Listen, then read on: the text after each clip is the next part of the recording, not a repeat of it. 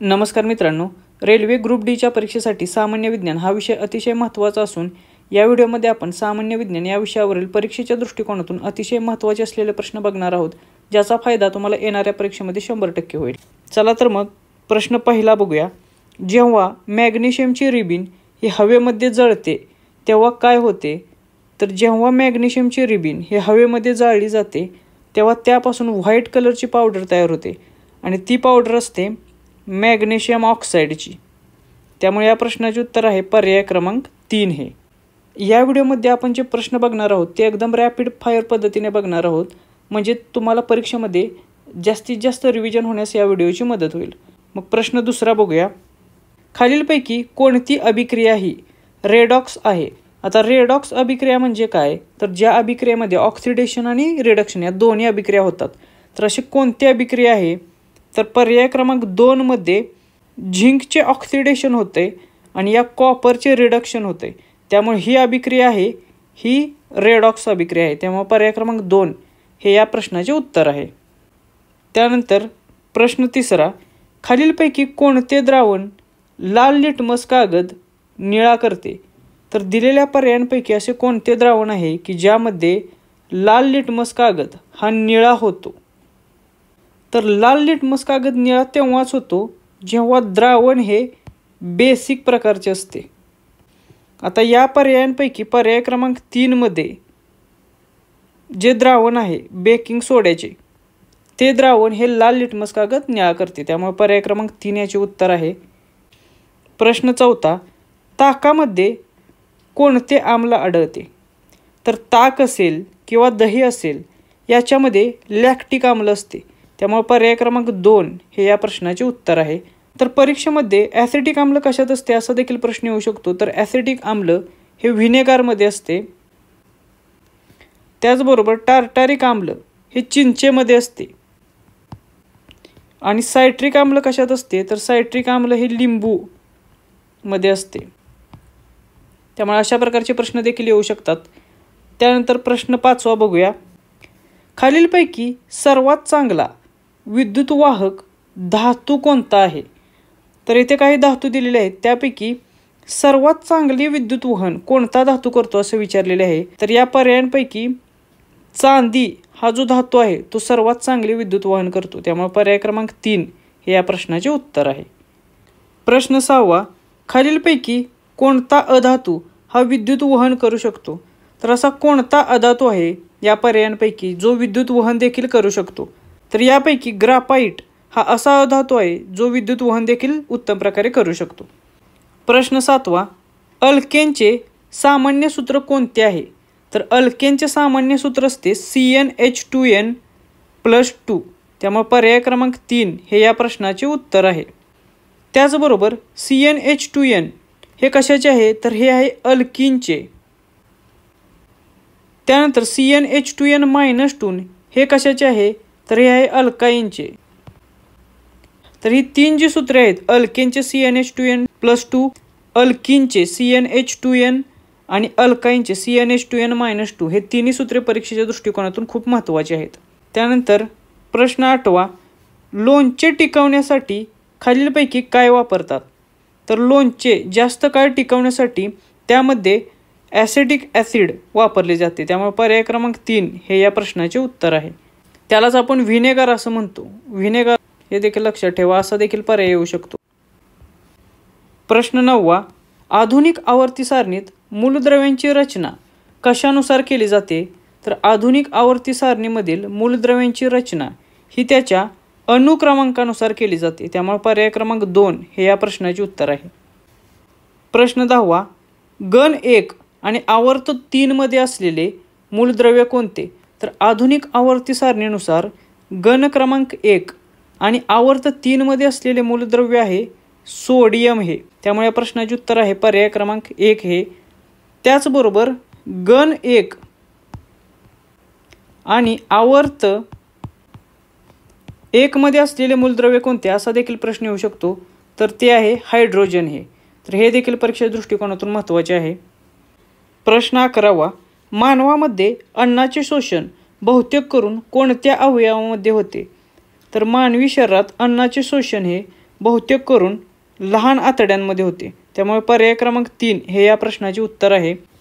मोठ्या आतड्यामध्ये बहुतेक करून हे पाणी आणि क्षार यांचे शोषण जास्त होते. त्यामुळे हे देखील लक्षात ठेवा. प्रश्न 12वा, खालीलपैकी कोणता स्वयंपोषी सजीव आहे?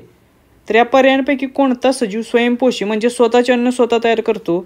तर हिरव्या वनस्पती या स्वयंपोषी असून त्या स्वतःचे अन्न स्वतः तयार करतात. त्यामुळे या प्रश्नाचे उत्तर आहे पर्याय क्रमांक 3 हे. प्रश्न 13वा, लढा किंवा पळा ही प्रतिक्रिया कोणत्या हार्मोनमुळे होते? त्याला फाईट ऑर फ्लाईट हार्मोन्स असे देखील म्हटले जाते. तर लढा किंवा पळा ही जी प्रतिक्रिया येते शरीराची ती तयार होते ॲड्रेनालिन या हार्मोनमुळे. त्यामुळे या प्रश्नाचे उत्तर आहे पर्याय क्रमांक 3. याला फाईट ऑर फ्लाईट हार्मोन असे देखील म्हटले जाते, हे लक्षात ठेवा. प्रश्न 14वा, प्रतिक्षिप्त क्रिया कोठे नियंत्रित होतात? तर शरीरामध्ये प्रतिक्षिप्त क्रिया या स्पायनल कॉर्डमध्ये नियंत्रित होतात. त्यामुळे या प्रश्नाचे उत्तर आहे पर्याय क्रमांक 2 हे. प्रतिक्षिप्त क्रियांना स्पायनल कॉर्ड म्हणजेच मेरुरज्जू हा नियंत्रित करत असतो. प्रश्न 15वा, खालीलपैकी कोणता जीव द्विविभाजनाने पुनरुत्पादन करत असतो? तर दिलेल्या पर्यायांपैकी अमिबा हा जो सजीव आहे तो सजीव द्विविभाजनाने पुनरुत्पादन करत असतो. तर हायड्रा असेल किंवा ईस्ट असेल हे जे पर्याय आहेत हे मुकुलाईन किंवा बडिंग या पद्धतीने पुनरुत्पादन करत असतात. त्यामुळे ही देखील माहिती लक्षात ठेवा. त्यानंतर प्रश्न 16वा, फुलझाडांमध्ये पुनरुत्पादनाची पद्धत कोणती आहे? म्हणजे रिप्रोडक्शन सिस्टीम फुलझाडांमध्ये कोणत्या प्रकारची असते? तर ती असते लैंगिक पुनरुत्पादन किंवा सेक्शुअल रिप्रोडक्शन ही. त्यामुळे पर्याय क्रमांक 4 हे याचे उत्तर आहे. तर अशा प्रकारचा प्रश्न देखील परीक्षेमध्ये येऊ शकतो. त्यानंतर प्रश्न 17वा, वाटाण्याच्या वनस्पतीमध्ये उंची हा गुणधर्म कोणता आहे? तर वाटाण्याच्या झाडामध्ये किंवा वनस्पतीमध्ये उंची हा जो गुणधर्म असतो तो त्याचा प्रबळ गुण म्हणून ओळखला जातो, डॉमिनन्स फॅक्टर असतो.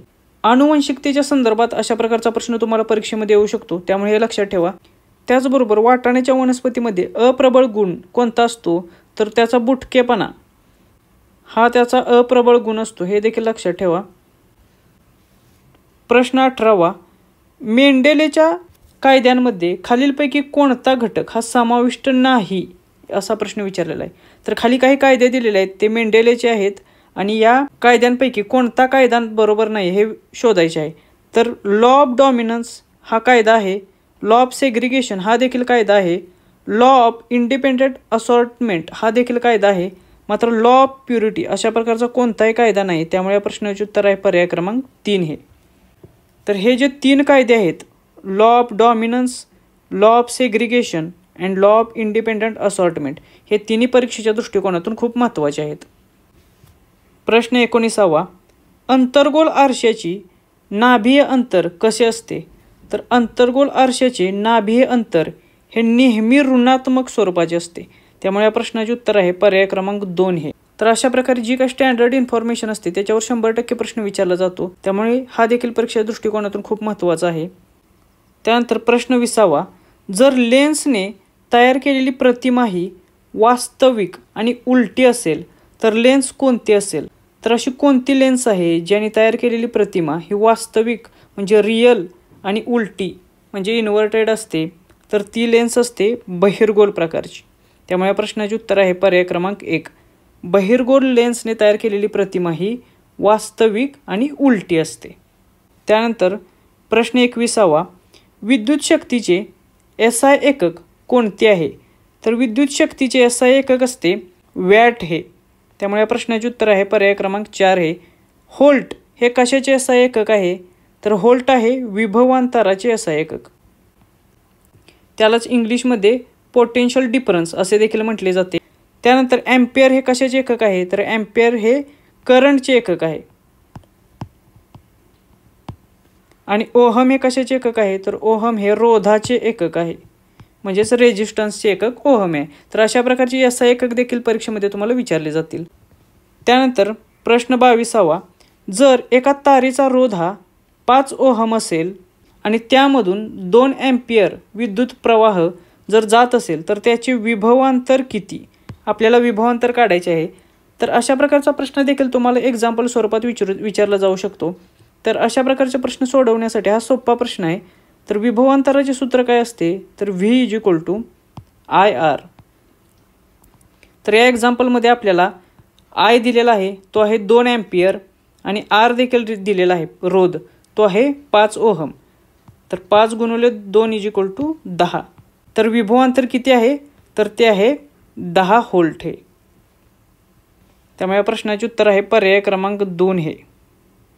तर अशा प्रकारचे प्रश्न देखील सोपे परीक्षेमध्ये विचारले जाऊ शकतात. त्यानंतर प्रश्न 23वा, एका लांब सरळ सोलेनॉइडमधील म्हणजेच नालकुंतलमधील चुंबकीय क्षेत्र हे कसे असते.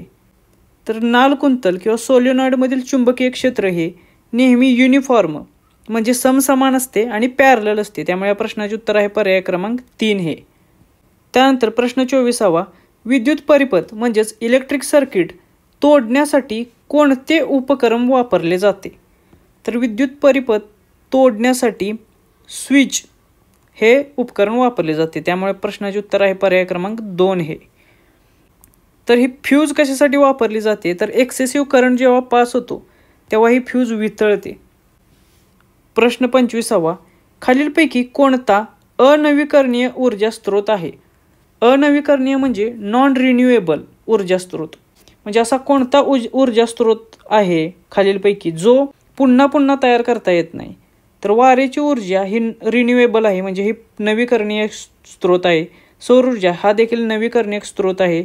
जलविद्युत ऊर्जा हा देखील नवीकरणीय ऊर्जा स्रोत आहे. मात्र जी जीवाश्म इंधने आहेत ती पुन्हा पुन्हा तयार करता येत नाही, ते एकदा वापरले की संपूर्ण जाणार आहेत. त्यामुळे ही अनवीकरणीय ऊर्जा स्रोत आहेत. त्यामुळे पर्याय क्रमांक 3 हे याचे उत्तर आहे. त्यानंतर प्रश्न 26वा, बायोगॅस कशी तयार होते. तर बायोगॅस हा ऑक्सिजनच्या अनुपस्थितीमध्ये सेंद्रिय पदार्थांचे विघटन करून तयार होतो. त्यामुळे या प्रश्नाचे उत्तर आहे पर्याय क्रमांक 3 हे. हा प्रश्न देखील खूप वेगवेगळ्या परीक्षांमध्ये येऊन गेलेला आहे, त्यामुळे हे देखील लक्षात ठेवा. फक्त ऑक्सिजनची अनुपस्थिती हे लक्षात ठेवा. अनऑरोबिक प्रोसेस असते, म्हणजे ऑक्सिजनची उपलब्धता नसेल अशा वेळी या सेंद्रिय पदार्थांचे विघटन घडून मगच बायोगॅस तयार होतो. त्याचबरोबर परीक्षेच्या दृष्टिकोनातून बायोगॅसचे घटक कोणकोणते आहेत ते देखील तयार करून ठेवा. प्रश्न 27वा, खालीलपैकी कोणता जैव विघटनशील पदार्थ नाही. तर कागद हा जैव विघटनशील पदार्थ आहे. लोकर हे देखील जैव विघटनशील पदार्थ आहे. कापूस हा देखील जैव विघटनशील पदार्थ आहे. मात्र हा जो पर्याय आहे प्लॅस्टिक हा जैव विघटनशील पदार्थ नाही आहे, याचे लवकर विघटन होत नाही, बायोडिग्रेडेबल नाही आहे. त्यामुळे पर्याय क्रमांक 3 हे या प्रश्नाचे उत्तर आहे. त्यानंतर प्रश्न 28, वातावरणातील ओझोनच्या स्तराचे महत्त्व काय आहे. तर वातावरणात जो ओझोनचा स्तर असतो त्याचे महत्त्व येथे विचारलेले आहे.